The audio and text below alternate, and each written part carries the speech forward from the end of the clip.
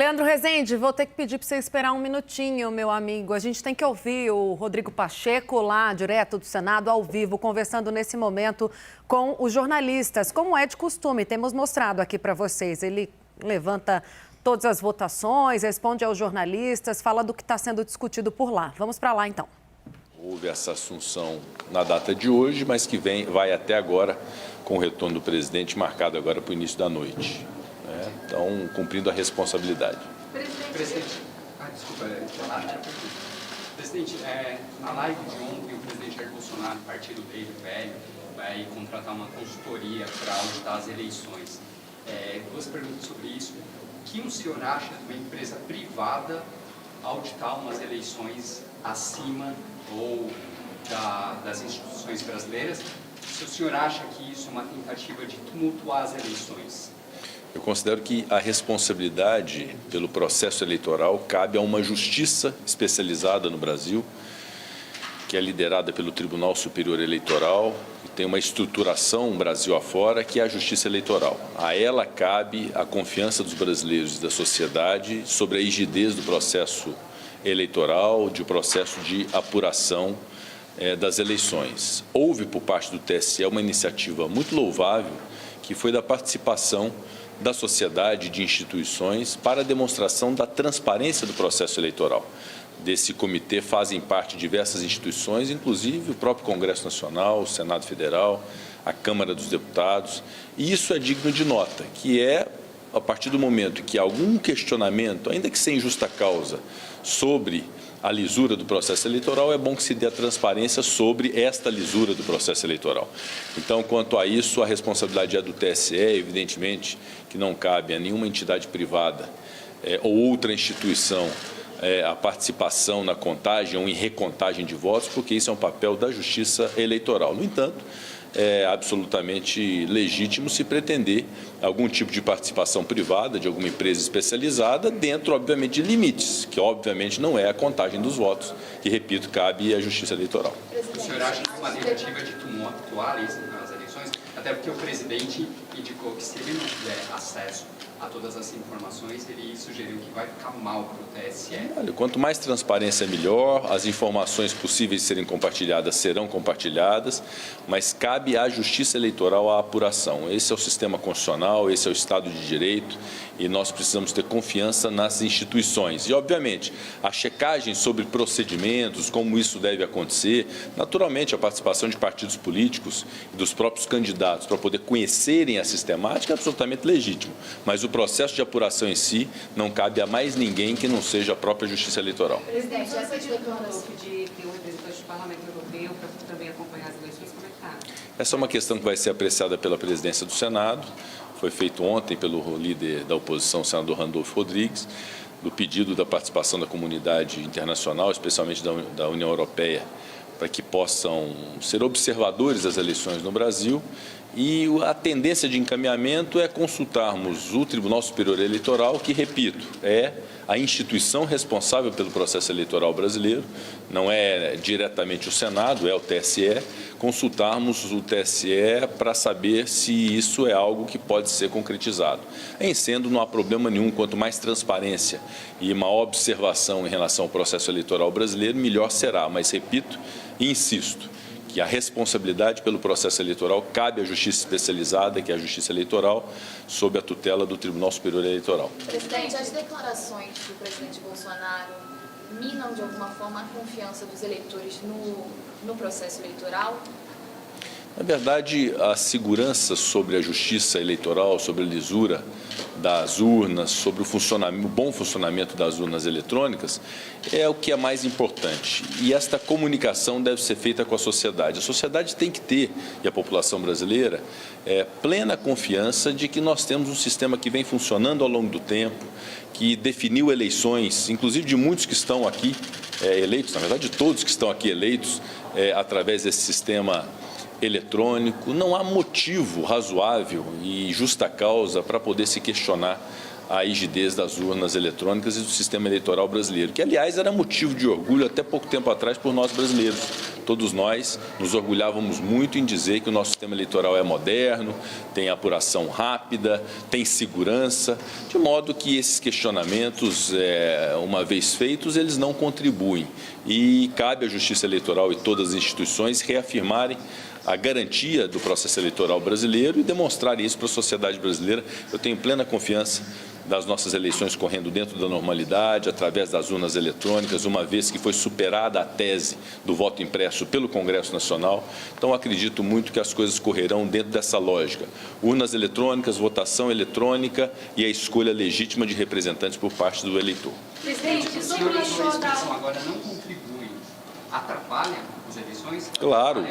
Claro que todo questionamento institucional às instituições, questionamentos que não têm justa causa e que não têm lastro probatório ou legitimidade, são questionamentos que não contribuem. Consequentemente, eles podem sim atrapalhar o bom andamento das instituições. O que nós temos que ter no Brasil é assimilar essa cultura do respeito às instituições. O Poder Judiciário cumpre o seu papel, o Poder Legislativo igualmente, o Poder Executivo tem as suas prerrogativas que precisam ser respeitadas. Então, nessa divisão de poderes, numa convivência harmônica que nós temos que pregar sempre, é o caminho que nós temos para solucionar todos os nossos problemas. E não há motivo, repito, já próximo das eleições, que tenhamos esse tipo de questionamento no Brasil, porque já está assegurada a votação pelo sistema eletrônico, a confiança institucional e a segurança por parte do TSE de que é um sistema que funciona, de modo que nós temos que confiar nisso. A sociedade precisa estar tranquila para poder escolher bem seus representantes nas eleições. Presidente, sobre a questão do HD da CPI da Covid, queria perguntar por que o senhor não recorreu da decisão do ministro Gilmar Mendes e se a destruição atrapalha o possível compartilhamento de provas numa futura CPI. É preciso ter clareza em relação a essa questão também, para que não se dê uma dimensão além do que é a real. A CPI produziu provas, colacionou e organizou essas provas embasaram o relatório do relator, do senador Renan Calheiros, que foi aprovado pela Comissão Parlamentar de Inquérito. Essas provas e o relatório foram compartilhados com as instâncias que devem ter conhecimento desse trabalho, e essas provas da CPI estão absolutamente preservadas e assim ficarão preservadas. Há um grupo de provas que houve um questionamento judicial por ocasião da CPI, e quando a CPI ainda existia, e houve uma decisão no mandado de segurança que determinou acautelar essas provas e determinar sigilo a elas. E elas não foram utilizadas no trabalho da CPI. Uma vez que se encerra a CPI, se encerra a investigação, essas provas não são utilizadas, a sua inutilização é o caminho jurídico normal. E houve uma decisão do Supremo Tribunal Federal, da lavra do ministro Gilmar Mendes, que evidentemente o Senado Federal, uma vez comunicado da decisão judicial para inutilização dessa prova não aproveitada e não utilizada, já encerrada a CPI, é o caminho natural do cumprimento da decisão judicial. Nada além disso. Sobre a questão de recurso, havia até uma discussão sobre legitimidade disso, porque é um mandado de segurança, um remédio constitucional que tinha a CPI e o Senado Federal como responsáveis pelo cumprimento apenas, então é uma ordem judicial e o interesse de agir não necessariamente era do Senado. Então é uma coisa muito natural que aconteceu, não há motivo para se alarmar, nem há qualquer prejuízo ao trabalho da CPI, porque as provas colacionadas na CPI, que embasam o relatório da CPI, estarão todas preservadas. Presidente, o senador Omar Aziz disse ontem que ia conversar com o senhor para tentar ver algum recurso para impedir a destruição das provas. Os senhores conversaram? Sim, conversei hoje pela manhã com o senador Omar Aziz, expliquei a questão jurídica a ele. Nós estamos orientados pela advocacia do Senado, isso não é uma posição exclusiva do presidente. Esse tipo de assunto, até se tratando de uma ordem judicial, é muito importante ouvir a advocacia do Senado. E a posição é justamente essa, exatamente isso que eu disse, é uma decisão judicial que não tem nada de absurdo nela e que determina a inutilização de provas não utilizadas por uma instância que já se encerrou, que é a CPI. Então, até para a preservação do devido processo legal, é importante que essas provas não utilizadas sejam, então, inutilizadas, especialmente por força da decisão judicial. E nós vamos cumprir a decisão judicial sem problema algum e com muita segurança de que isso não prejudique absolutamente nada o trabalho da CPI, que foi um trabalho bem desenvolvido e que surtiu seus efeitos através de um relatório cujas provas estão preservadas. Presidente, sobre aquela comissão do caso da menina Yanomami, Como é que está o processo de instalação? Também houve uma solicitação que será apreciada pela presidência do Senado, inclusive uma solicitação para que haja uma comitiva em deslocamento até a localidade para a apuração dos fatos. Isso também é uma questão administrativa que nós vamos decidir muito brevemente. Presidente, com relação ao preço dos combustíveis, já há uma previsão para a reunião com o ministro Paulo Guedes? Exato. A manifestação do Ministério da Economia foi no mesmo sentido e ao encontro do que nós pregamos, da importância de fazer cumprir a Lei Complementar 192, derivada do PLP 11, que é justamente dar o efeito prático, né, na bomba de combustível para a redução dos combustíveis. Então, há esse sentimento do Ministério da Economia e eu espero que nos próximos dias nós possamos ter um encontro com o secretário de Fazenda dos Estados e que possa, o CONFAZ, que é a instância própria disso, rever sua posição da fixação de uma alíquota de REN muito alta que acabou impedindo que houvesse a redução do preço de combustível. Muito ao contrário, em muitos lugares houve um aumento do preço de combustível, que é um efeito terrível e contrário ao que era o desejo do Congresso Nacional quando editou aquela lei. Então, respeitando os estados, respeitando os governadores, eu faço, de fato, esse apelo que está materializado naquele ofício que fiz ao CONFAZ, para que haja uma reconsideração dessa decisão e que se fixe uma alíquota justa para o ICMS nos estados. Presidente, voltando à questão do HD... No encontro de agora com a assessora do ministro. Exatamente esse assunto foi tratado com a secretária Daniela Marques, do Ministério da Economia. O ministro Paulo Guedes está de repouso, né, em razão, me parece, da Covid, ele não pôde estar presente, mas é a posição, ela veio reiterar a posição do Ministério da Economia, concordando com a posição da presidência do Senado e colocando-se à disposição também para essa reunião com o secretário de Fazenda para que encontremos um bom termo. Presidente, quantas provas do HD da CPI da Covid devem ser destruídas? Na verdade, estava marcada a diligência de cumprimento da decisão do Supremo Tribunal Federal na data de hoje. Identificou-se lá, até para garantia do devido processo legal e garantias individuais, que não houve a notificação a todos que deviam ser notificados, especialmente o Ministério Público Federal.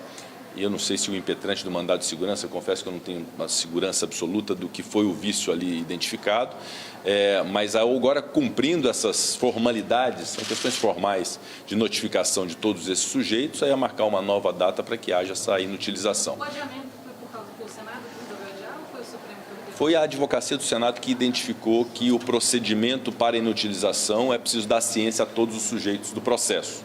E não havia sido dado ciência formalmente. Então, vai ser feita essa ciência formal para que possa ser concretizada e cumprida a decisão judicial. Por que a cerimônia fechada para a destruição? Eu confesso que eu não sei qual que é a previsão regimental para isso. Me perguntaram se eu já tinha participado de um ato desse. Confesso que nunca participei de um ato desse no exercício da presidência, nem antes. Tem que ver se há alguma previsão regimental, mas é porque não há uma solenidade. Considerando provas de natureza sigilosa e imposto esse sigilo pelo Supremo Tribunal Federal, é conveniente que se garanta a presença das partes da relação processual, Ministério Público Federal e a parte interessada, eventualmente algum representante do Judiciário que queira participar, sem a publicidade, considerando que são dados sigilosos. Então, talvez seja em razão do sigilo das informações que são inutilizadas. O senador Marcelo Castro falou, que é relator do orçamento, falou ontem que há uma discussão sobre retirar o Auxílio Brasil do teto de gastos.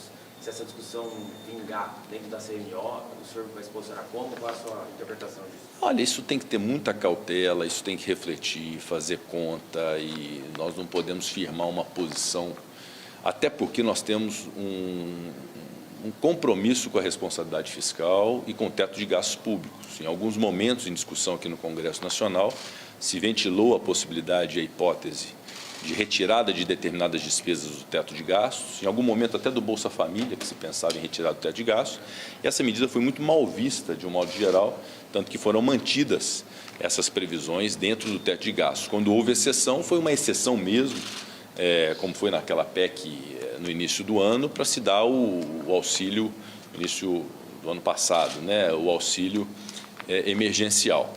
Muito bem, o Bolsa Família se transformou no Auxílio Brasil. A dotação orçamentária do Bolsa Família era algo em torno de 35 bilhões de reais. O Auxílio Brasil agora vai chegar perto aí dos 90 bilhões de reais, então é um aumento muito substancial. Houve medidas relacionadas aos precatórios que retiraram esses superávites dos precatórios do teto, isso pode abrir um espaço fiscal. A inflação acaba afetando também o cálculo do teto de gastos, que se torna mais elástico, então aumenta um pouco o teto de gastos. Então, essa é a conta que precisa ser feita. Agora, uma premissa fundamental. O Auxílio Brasil é o principal objetivo. Ele precisa ser concretizado, ele não pode faltar nesse ticket mínimo de R$ 400. A população espera isso deve ser concretizado. Aumentou o número de famílias de 13 para 17 milhões de famílias atendidas. Há ainda famílias que esperam ser incluídas no programa, cerca de 700 mil, 800 mil famílias. Então, esse é o objetivo principal, encontrar a solução orçamentária, fiscal e legal para poder incluir essas famílias e efetivar esses pagamentos. E, de preferência, com a preservação do teto de gastos públicos. Então, esse é um exercício que vai ser preciso ser feito na Comissão Mista de Orçamento, e o senador Marcelo Castro é um expert nisso, conhece profundamente isso, vai contribuir muito, com o Ministério da Economia. Então, todos os sujeitos têm que encontrar uma solução. Eu acredito muito na matemática, na ciência econômica, na ciência política e no bom senso para a gente chegar a um bom termo. Presidente, sobre o projeto do Lula, avançou alguma coisa? Ainda não, estamos avaliando.